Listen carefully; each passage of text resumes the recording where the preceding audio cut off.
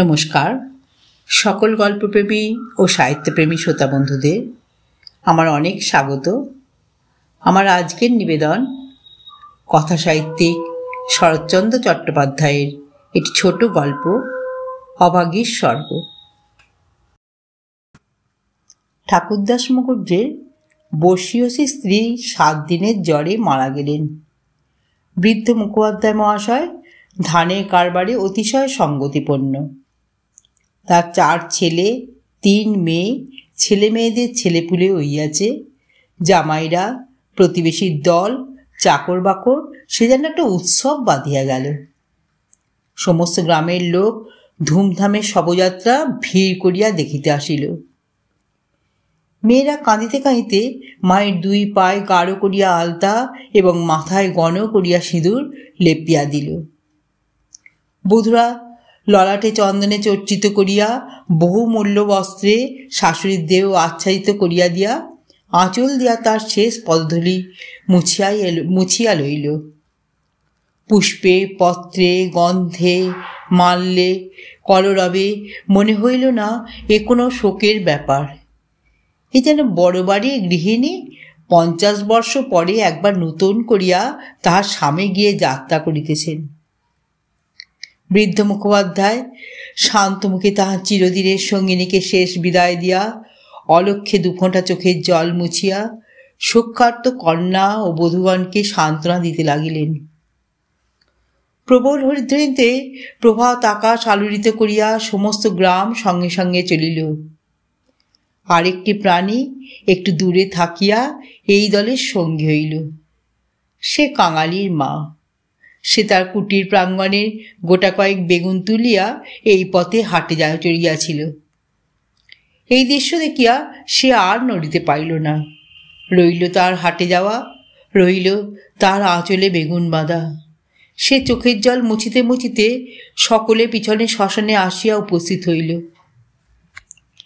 গ্রামের একান্তে গরুর নদীর তীরে শ্মশান। সেখানে পূর্বাহ্নেই কাঠের ভাঁড়, চন্দনের টুকরো, ঘৃত, মধু, ধূপ, ধূনা প্রভৃতি উপকরণ সঞ্চিত হইয়াছিল। কাঙালি মা ছোট জাত, দুলের মেয়ে বলিয়া কাছে যাইতে সাহস পাইল না।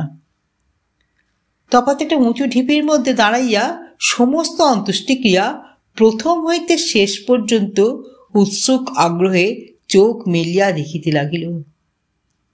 প্রশস্ত পর্যাপ্ত চিতার পরে যখন সব স্থাপিত করা হইল, তখন তার রাঙা পা 2খানি দেখিয়া তাহার চক্ষু জুড়াইয়া গেল। ইচ্ছে হইল ছুটিয়া গিয়া 1 বিন্দু আলতা মুছাইয়া লইয়া মাথায় দেয়। বহু কণ্ঠের হরিধ্বনির সহিত পুত্রহস্তে মন্ত্রপুত অগ্নি যখন সংযোজিত হইল, তখন তার চোখ দিয়া ঝরঝর করিয়া জল পড়িতে লাগিল। মনে মনে বারবার বলিতে লাগিল, ভাগ্যিমানী মা, তুমি স্বর্গে যাচ্ছ, আমাকেও আশীর্বাদ করে যাও, আমিও যেন এমনি কাঙালির হাতের আগুনটুকু পাই। ছেলের হাতে আগুন, সে তো সোজা কথা নয়। স্বামী, পুত্র, কন্যা, নাতি নাতনি, দাস দাসী, পরিজন, সমস্ত সংসার উজ্জ্বল রাখিয়া এই যে স্বর্গারোহণ দেখে তার বুক ফুলিয়া উঠিতে লাগিল। এই সৌভাগ্যের সে যেন আর ইয়ত্তা করিতে পারিল না। সদ্য প্রজ্বলিত চিতার অজস্র ধোঁয়া নীল রঙের ছায়া ফেলিয়া ঘুরিয়া ঘুরিয়া আকাশে উঠিতেছিল। কাঙালির মা ইহারই মধ্যে ছোট্ট একখানি রথের চেহারা যেন স্পষ্ট দেখিতে পাইল। গায়ে তাহার কত না ছবি আঁকা, চূড়ায় তাহার কত না লতাপাতা জড়ানো। ভিতরে কে যেন বসিয়া আছে। মুখ তাহার চেনা যায় না, কিন্তু সিঁথায় সিঁদুর, তাহার সিঁদুরের রেখা, পদতল 2টি আলতায় লাগানো। ঊর্ধ্বদেশে চাইয়া কাঙালির মায়ের 2 চোখে অশ্রুর ধারা বহিতেছিল। এমন সময় একটি বছর 14-15 ছেলে তার আঁচলে টান দিয়া কহিল, হেতায় তুই দাঁড়িয়ে আছিস মা, ভাত রাঁধবি নে? মা চমকিয়া ফিরিয়া চাইয়া কহিল, রাঁধবো কেন রে? হঠাৎ উপরে অঙ্গুলি নির্দেশ করিয়া ব্যগ্রস্বরে কহিল, দেখ দেখ বাবা, বামুনমা ওই রথে চড়ে স্বর্গে যাচ্ছে। ছেলে বিস্ময় মুখ তুলিয়া কইল, কই? ক্ষণকাল নিরীক্ষণ করিয়া শেষে বইল, তুই খেপেছিস? ও তো ধোঁয়া। রাগ করিয়া কইল, বেলা দুপুর বাজে, আমার খিদে পায় না বুঝি? এবং সঙ্গে সঙ্গে মায়ের চোখে জল লক্ষ্য করিয়া বলিল, বামুনদের গিন্নি মরছে, তুই কেন কেঁদে মরিস মা? কাঙালি মার এতক্ষণে হুঁশ হইল। পরের জন্য শ্মশানে দাঁড়াইয়া এইভাবে অশ্রুপাত করায় সে মনে মনে লজ্জা পাইল। এমনকি ছেলের অকল্যাণের আশঙ্কায় মুহূর্তে চোখ মুছিয়া ফেলিয়া একটু চেষ্টা করিয়া বলিল, কাঁদবো কিসের জন্য রে? চোখে ধোঁয়া লেগেছে বই তো নয়। হ্যাঁ, ধোঁয়া লেগেছে বই তো নয়, তুই কাঁদতেছিলি। মার প্রতিবাদ করিল না। ছেলের হাত ধরিয়া ঘাটে নামিয়া নিজেও স্নান করিল, কাঙালিকেও স্নান করাইয়া ঘরে ফিরিল। শ্মশান সৎকারের শেষটুকু দেখা আর তার ভাগ্যে ঘটিল না। সন্তানের নামকরণকালে পিতামাতার মূরতায় বিধাতা পুরুষ অন্তরিক্ষে তাকিয়া অধিকাংশ সময় শুধু হাস্য করিয়াই ক্ষান্ত হন না, তীব্র প্রতিবাদ করেন। তাই তাহাদের সমস্ত জীবনটা তাহাদের নিজেদের নামগুলোকেই যেন আমরণ ভ্যাংচাইয়া চলিতে থাকে। কাঙালির মার জীবনের ইতিহাস ছোট, কিন্তু সে ছোট কাঙাল জীবনটুকু বিধাতার এই পরিহাসের দায় হইতে অব্যাহতি লাভ করিয়াছিল। তাহাকে জন্ম দিয়া মা মরিয়াছিল। বাপ রাগ করিয়া নাম দিল অভাগী। মা নাই, বাপ নদীতে মাছ ধরিয়া বেড়ায়। তাহার না আছে দিন, না আছে রাত। তবু যে কি করিয়া ক্ষুদ্র অভাগী একদিন কাঙালির মা হইতে বাঁচিয়া রইল, সে এক বিস্ময়ের বস্তু। যাহার সহিত বিবাহ হইল তাহার নাম রসিক বাঘ। বাঘের অন্য বাঘিনী ছিল। ইহাকে লইয়া সে গ্রামান্তরে উঠিয়া গেল। অভাগী তাহার অভাগ্য শিশুপুত্র কাঙালিকে লইয়া গ্রামেই পড়িয়া রইল। তাহা সেই কাঙালি বড় হইয়া আজ 15 পা দিয়াছে, সবে মাত্র বেতের কাজ শিখিতে আরম্ভ করিয়াছে। অভাগীর আশা হইয়াছে আরও বছরখানেক তাহার অভাগ্যের সহিত যুজিতে পারিলে দুঃখ ঘুচিবে। এই দুঃখ যে কি যিনি দিয়াছেন তিনি ছাড়া আর কেহই জানে না। কাঙালি পুকুর হইতে আঁচাইয়া আসিয়া দেখিল তাহার পাতের ভুক্তাবশেষ মা একটা মাটির পাত্রে ঢাকিয়া রাখিতেছে। আশ্চর্য হইয়া জিজ্ঞাসা করিল, তুই খেলি নে মা? বেলা গড়িয়ে গেছে বাবা, এখন আর খিদে নেই। ছেলে বিশ্বাস করিল না। বইল, খিদে নেই বই কি, কই দেখি তোর হাঁড়ি। এই ছলনায় বহুদিন কাঙালির মা কাঙালিকে ফাঁকি দিয়া আসিয়াছে।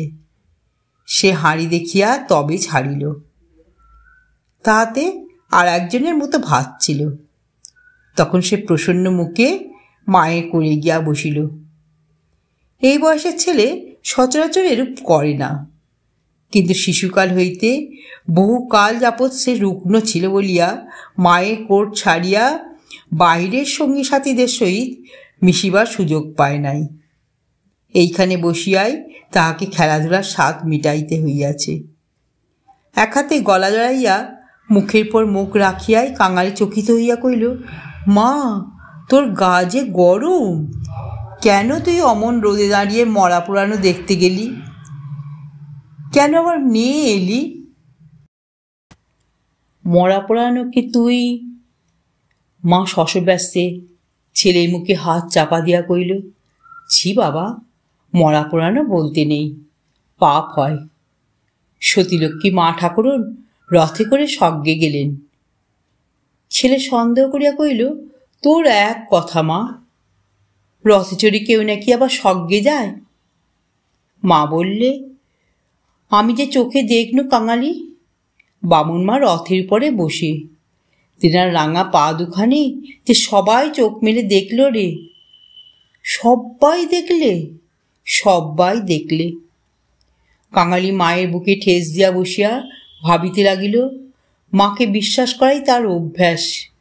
বিশ্বাস করিতেই সে শিশুকাল হইতে শিক্ষা করিয়াছে। সেই মা যখন বলিতেছে সব্বাই দেখে চোখ মেলিয়া এত বড় ব্যাপার দেখিয়াছে, তখন অবিশ্বাস করিবার আর কিছু নাই। খানিক পরে আস্তে আস্তে কইল, তাহলে তুইও তো মা স্বর্গে যাবি। বিল্লির মা সেদিন রাখালের পিসিকে বলতেছিল, ক্যাংলার মার মতো সতীলক্ষ্মী আর দুলেপাড়ায় কেউ নেই। কাঙালি মা চুপ করিয়া রইল। কাঙালি তেমনি ধীরে ধীরে কইতে লাগিল, বাবা যখন তোরে ছেড়ে দিলে, তখন তোরে কত লোকে তোর নিকে করতে সাদাসাদি করলে, কিন্তু তুই বললি না, বললি কাঙালি বাঁচলে আমার দুঃখ বুঝবে। আবার নিকে করতে যাব কিসের জন্যে? হ্যাঁ মা, তুই নিকে করলে আমি কোথায় থাকতুম? আমি হয়তো না খেতে পেয়ে মরেই যেতুম। মা ছেলেকে দুই হাতে বুকে চেপে চাপিয়া ধরিল। বসে সেদিন তাকে পরামর্শ কম লোকে দেয় নাই। যখন সে কিছুতেই রাজি হইল না, তখন উৎপাত উপদ্রব তাহার প্রতি সামান্য হয় নাই। সেই কথা স্মরণ করিয়া অভাগীর চোখ দিয়া জল পড়িতে লাগিল। ছেলে হাত দিয়া মুছাইয়া দিয়া বলিল, ক্যাঁচাটা পেতে দেবো মা, শুবি? মা চুপ করিয়া রইল।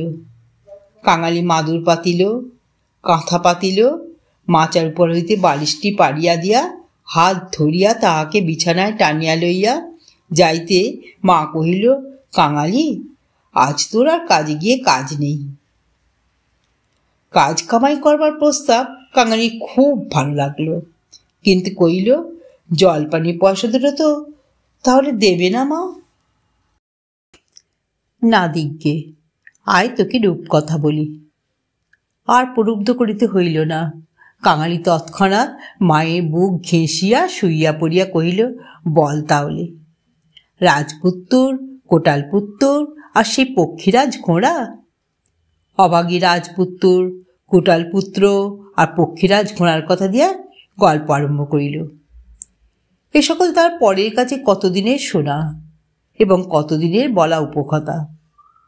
কিন্তু মুহূর্ত কয়েক পরে কোথায় গেল তাহার রাজপুত্র আর কোথায় গেল তার কোটালপুত্র? সে এমন উপকথা শুরু করিল যা পরের কাছে তাহার শেখা নয়, নিজের সৃষ্টি। জ্বরটা যত বাড়িতে লাগিল, উষ্ণ রক্তস্রোত যত দ্রুত বেগে মস্তিষ্কে বইতে লাগিল, ততই সে যেন নব নব উপকথার ইন্দ্রজাল রচনা করিয়া চলিতে লাগিল। তাহার বিরাম নেই, বিচ্ছেদ নাই। কাঙালি স্বল্প দেহ বারবার রোমাঞ্চিত হইতে লাগিল। ভয় বিস্ময়ে পুলকে সে সজোরে মায়ের গলা জড়াইয়া তার বুকের মধ্যে মিশিয়া যাইতে লাগিল। বাইরে বেলা শেষ হইল, সূর্য অস্ত গেল। সন্ধ্যার ম্লান ছায়া গাঢ়তর হইয়া চরাচর ব্যাপ্ত করিল, কিন্তু ঘরের মধ্যে আজ আর দীপ জ্বলিল না। গৃহস্থের শেষ কর্তব্য সমাধা করিতে কেহ উঠিল না। নিবিড় অন্ধকার, কেবল রুগ্ন মাতার অবাধ গুঞ্জন নিস্তব্ধ পুত্রের কর্ণে সুধা বর্ষণ করিয়া চলিতে লাগিল। সেই শ্মশান ও শ্মশানের যাত্রার কাহিনী। সেই রথ, সেই রাঙা পা দুটি, সেই তার স্বর্গে যাওয়া, কেমন করিয়া সকার্ত স্বামী শেষ পদধূলি দিয়া কাঁদিয়া বিদায় দিলেন, কি করিয়া হরিধ্বনি দিয়া ছেলেরা মাতাকে বহন করিয়া লইয়া গেল, তারপরে সন্তানের হাতের আগুন। সে আগুন তো আগুন নয় কাঙালি, সে তো হরি। আর আকাশ জোড়া ধোঁয়া তো ধুঁয়ো নয়, সেও তো স্বর্গের রথ। কাঙালিচরণ, বাবা আমার, কেন মা? তোর হাতের আগুন যদি পাই বাবা, বামুন মার মতো আমিও স্বর্গে যেতে পারবো। কাঙালি অস্ফুট শুধু করিল, যা, বলতে নেই। মা সে কথা বোধকে শুনিতেও পাইল না। তপ্ত নিঃশ্বাস ফেলিয়া বলিতে লাগিল, ছোট জাত বলে তখন কিন্তু কেউ ঘেন্না করতে পারবে না, দুঃখী বলে কেউ ঠেকিয়ে রাখতে পারবে না। ইস, ছেলের রাতের আগুন রথকে যে আসতেই হবে। ছেলে মুখের পর মুখ রাখিয়া ভগ্ন কণ্ঠে কইল, বলিস নে মা, বলিস নে, আমার বড্ড ভয় করে। মা কইল, আর দেখ কাঙালি, তোর বাবাকে একবার ধরে আনবি, অমনি যেন পায়ের ধুলো মাথায় দিয়ে আমায় বিদায় দেয়। অমনি পায়ে আলতা, মাথায় সিঁদুর দিয়ে, কিন্তু কে বা দেবে? তুই দিবি না রে কাঙালি? তুই আমার ছেলে, তুই আমার মেয়ে, তুই আমার সব। বলতে বলতে সে ছেলেকে একেবারে বুকে চাপিয়া ধরিল। অভাগীর জীবননাট্যের শেষ অঙ্ক পরিসমাপ্ত হইতে চলিল। বিস্তৃতি বেশি নয়, সামান্যই। বোধ করি 30টা বৎসর আজও পার হইয়াছে কিনা হয় নাই, শেষও হইল তেমনি সামান্যভাবে। গ্রামে কবিরাজ ছিল না, ভিন্ন গ্রামে তাহার বাস। কাঙালি গিয়া কাঁদাকাটি করিল, হাতে পায়ে পড়িল, শেষে ঘটি বাঁধা দিয়া তাকে 1 টাকা প্রণামী দিল। তিনি আসিলেন না, গোটাচারেক বড়ি দিলেন। তাহার কত কি আয়োজন! খল, মধু, আদার সত্ত্ব, তুলসী পাতার রস। কাঙালির মা ছেলের প্রতি রাগ করিয়া বলিল, কেন তুই আমাকে না বলে ঘটি বাঁধা দিতে গেলি বাবা? হাত পাতিয়া বড়ি কইটি গ্রহণ করিয়া মাথায় ঠেকাইয়া উনুনে ফলিয়া দিয়া কহিল, ভালো হয়তো এতেই হবে। বাগদিদুলের ঘরে কেউ কখনো ওষুধ খেয়ে বাঁচে না। দিন 2-3 এমনি গেল। প্রতিবেশীরা খবর পাইয়া দেখিতে আসিল। যে যাহা মুষ্টিযোগ জানিত, হরিণের শিং ঘষা জল, গেঁটে করি পুড়াইয়া মধুতে মারিয়া চাটাইয়া দেওয়া ইত্যাদি অভ্যর্থ ওষুধের সন্ধান দিয়া যে যাহার কাজে গেল। ছেলে মানুষ কাঙালি ব্যতিব্যস্ত হইয়া উঠিতে মা তাকে কাছে টানিয়া লইয়া কহিল, কবরেজের বড়িতে কিছু হলো না বাবা, আর ওদের ওষুধে কাজ হবে?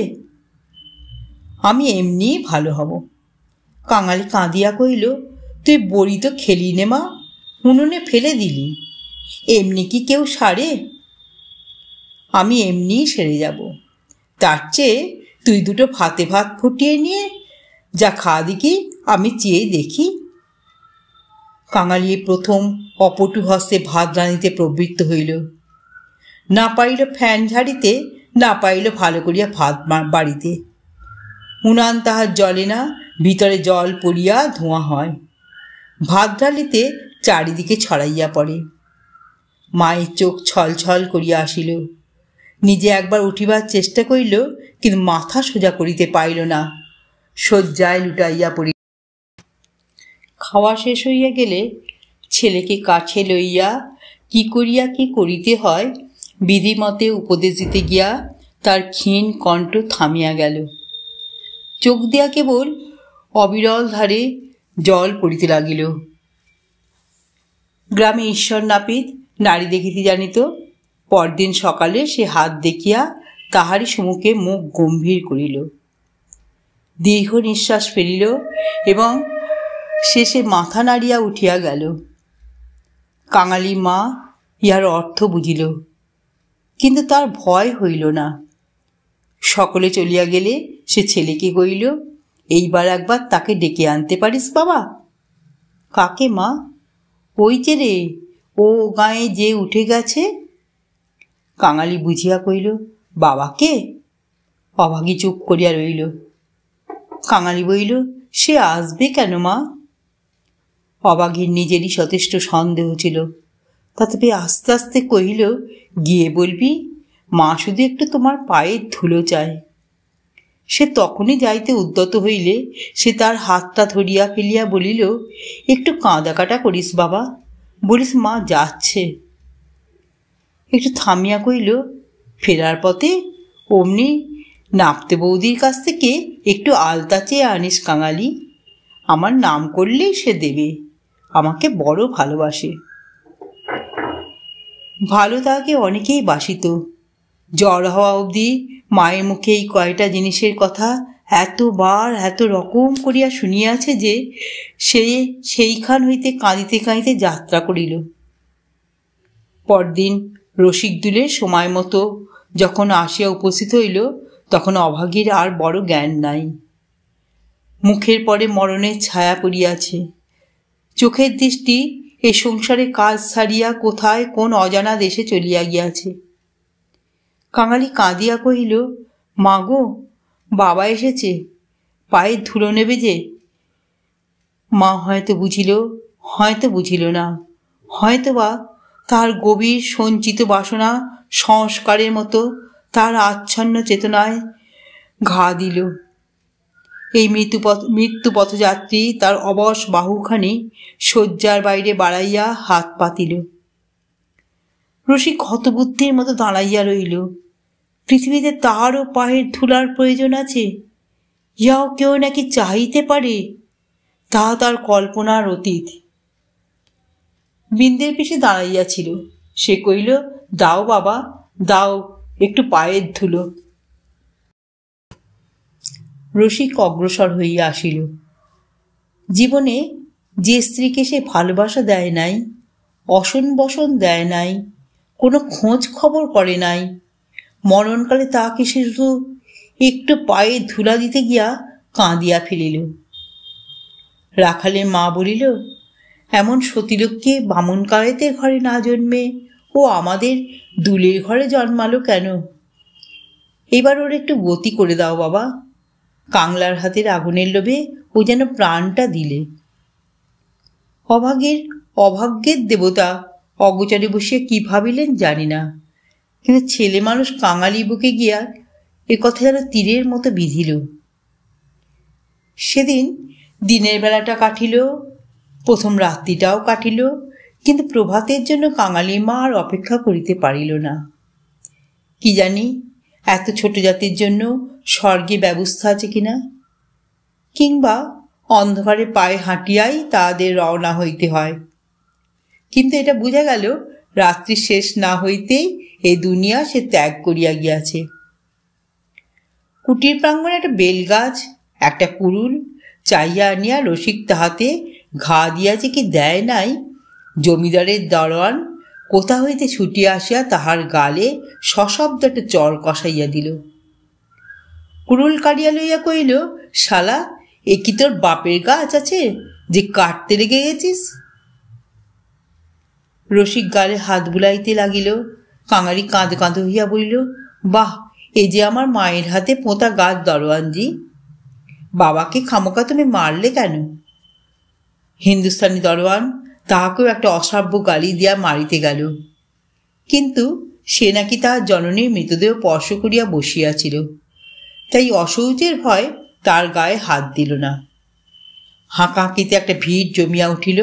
কেহই অস্বীকার করিল না যে বিনা অনুমতিতে রসিকের গাছ কাটিতে যাওয়াটা ভালো হয় নাই। তাহারাই আবার দেওয়ানজির হাতে পায়ে পড়িতে লাগিল। তিনি অনুগ্রহ করিয়া যেন একটা হুকুম দেন, কারণ অসুখের সময় যে কেউ দেখিতে আসিয়াছে কাঙালি মা তাহারই হাত ধরিয়া তার শেষ অভিলাষ ব্যক্ত করিয়া গিয়াছে। দারোয়ান ভুলিবার পাত্র নয়। সে হাত মুখ নাড়িয়া জানাইল, এ সকল চালাকি তার কাছে খাটিবে না। জমিদার স্থানীয় লোক নহেন, গ্রামে তার একটা কাছারি আছে, গোমস্তা অধর রায় তাহার কর্তা। লোকগুলো যখন হিন্দুস্থানীটার কাছে ব্যর্থ অনুনয় বিনয় করিতে লাগিল, কাঙালি ঊর্ধ্বশ্বাসে দৌড়াইয়া একেবারে কাছারি বাড়িতে আসিয়া উপস্থিত হইল। সে লোকের মুখে মুখে শুনিয়াছিল, পিয়াদারা ঘুষ লয়, তাহার নিশ্চয় বিশ্বাস হইল। অত বড় অসঙ্গত অত্যাচারের কথা যদি কর্তার গোচর করিতে পারে, তো ইহার প্রতিবিধান না হইয়াই পারে না। হায়রে অনভিজ্ঞ বাংলাদেশের জমিদার ও তাহার কর্মচারীকে সে চিনিত না। সদ্য মাতৃহীন বালক শোকে উত্তেজনায় উদ্ভ্রান্ত হইয়া একেবারে উপরে উঠিয়া আসিয়াছিল। অধর রায় সেই মাত্র সান্দান্বিক ও যৎসামান্য জলযোগান্তে বাইরে আসিয়াছিলেন। বিস্মিত ক্রুদ্ধ হইয়া বলিলেন, কে রে? আমি কাঙালি। দরওয়ানজি আমার বাবাকে মেরেছে। বেশ করেছে, হারামজাদা খাজনা দেয়নি বুঝি? কাঙালি কইল, না বাবু মশাই, বাবা গাছ কাটতেছিল, আমার মা মরেছে। বলিতে বলিতে সে কান্না চাপিতে পারিল না। সকালবেলায় কান্না কাটিতে অধর অত্যন্ত বিরক্ত হইলেন। ছোঁড়াটা মরা ছুঁইয়া আসিয়াছে, কি জানি এখানকার কিছু ছুঁইয়া ফেলিল নাকি। ধমক দিয়া বলিলেন, মা মরেছে তো নিচে নেবে দাঁড়া। ওরে কে আছিস রে, এখানে গোবর জল ছড়িয়ে দে। কি জাতের ছেলে তুই? কাঙালি প্রাঙ্গণে নামিয়া দাঁড়াইয়া কইল, আমরা দুলে। অধর কইলেন, দুলে? দুলের মরার কাঠ কি হবে শুনি? কাঙালি বইল, মা যে আমাকে আগুন দিতে বলে গেছে। তুমি জিজ্ঞেস করো না বাবু মশাই, মা যে সবাইকে বলে গেছে, সকলে শুনেছে যে। মায়ের কথা বলতে গিয়া তার অনুক্ষণের সমস্ত অনুরোধ উপরোধ মুহূর্তে স্মরণ হইয়া কণ্ঠ যেন তার কান্নায় ফাটিয়া পড়িতে লাগিল। অধর কইলেন, মাকে পোড়াবি তো গাছের দাম 500 টাকা আনগে, পারবি? কাঙালি জানিতে তাহা অসম্ভব। তার উত্তরীয় কিনিবার মূল্যস্বরূপ তার ভাত খাইবার পিতলে কাঁসিটি বেন্দি পিসি একটি টাকায় বাঁধা দিতে গিয়াছে। সে চোখে দেখিয়া আসিয়াছে। সে ঘাড় নাড়িল, বলিল না। অধর মুখখানা অত্যন্ত বিকৃত করিয়া কহিলেন, না তো মাকে নিয়ে নদীর চড়ায় পুঁতে ফেলগি যা। কার বাবার গাছে তোর বাপ কুড়ুল ঠেকাতে যায়? পাজি হতবাগা নচ্ছার। কাঙালি বলিল, সে আমাদের উঠানের গাছ বাবু মশাই, সে যে আমার মায়ের হাতে পোঁতা গাছ। হাতে পোঁতা গাছ পাড়ে? বেটাকে গলা ধাক্কা দিয়ে বার করে দিত। পাড়ে আসিয়া গলা ধাক্কা দিল এবং এমন কথা উচ্চারণ করিল যাহা কেবল জমিদারের কর্মচারীরাই পারে। কাঙালি ধুলা ছাড়িয়া উঠিয়া দাঁড়াইল, তারপর ধীরে ধীরে বাহির হইয়া গেল। কেন যে সে মার খাইল, কি তার অপরাধ, ছেলেটা ভাবিয়াই পাইল না। গোমস্তার নির্বিকার চিত্তে দাগ পর্যন্ত পড়িল না। পড়িলে এ চাকুরি তাহার জুটিত না। কহিলেন, পরেশ দেখ তো হে, এ বেটার খাজনা বাকি পড়েছে কিনা। বাকি থাকে তো জাল টাল কিছু একটা কেড়ে এনে যেন রেখে দেয়, হারামজাদা পালাতে পারে। মুখুজ্জে বাড়িতে শ্রাদ্ধের দিন মাঝে কেবল একটা দিন মাত্র বাকি। সমারোহের আয়োজন গৃহিণীরা উপযুক্ত করিয়াই হইতেছে। বৃদ্ধ ঠাকুরদাস নিজে তত্ত্বাবধান করিয়া ফিরিতেছিলেন। কাঙালি আসিয়া তাহার সম্মুখে দাঁড়াইয়া কহিল, ঠাকুর মশাই, আমার মা মরে গেছে। তুই কে? কি চাস তুই? আমি কাঙালি। মা বলে গেছেন তেনাকে আগুন দিতে। তা দিগে না। কাছারি ব্যাপারটা ইতিমধ্যেই মুখে মুখে প্রচারিত হইয়া পড়িয়াছিল। একজন কইল, ও বোধহয় একটা গাছ চায়। এই বলিয়া সে ঘটনাটা প্রকাশ করিয়া কহিল। মুখুজ্জে বিস্মিত ও বিরক্ত হইয়া কহিলেন, শোনো আবদার, আমারই কত কাঠের দরকার, কাল বাদে পরশু কাজ। যা যা, এখানে কিছু হবে না, এখানে কিছু হবে না।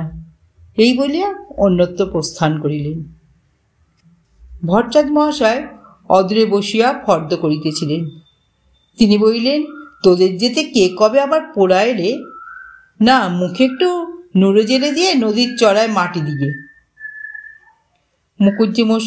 মুখোপাধ্যায় মহাশয় বড় ছেলে ব্যস্ত সমস্তভাবে এই পথে কোথায় যাইতেছিলেন। তিনি কান খাড়া করিয়া একটু শুনিয়া কইলেন, দেখছেন ভট্টাচার্য মশাই, সব ব্যাটারি এখন বামন কায়েত হতে চায়। বলিয়া কাজের ঝোঁকে আর কোথায় চলিয়া গেলেন। কাঙালি আর প্রার্থনা করিল না।